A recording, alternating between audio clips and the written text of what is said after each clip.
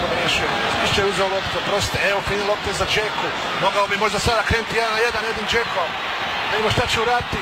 Džeko, Libjola!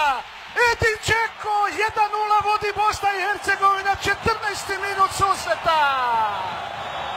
Kako je to fudbalski velemajstor Edin Džeko uradio? Vidio je rupu, krenuo 1-1 i onda pogodio, ali zaslužili smo ovaj pogodak. 15. minut Bosna i Hercegovina vodi. Ta odbrana od početka mi djeluje dosta nesigurno. Evo vidite, Lulić o kojem sam govorio, koji zna odmah dati tu loptu kada treba.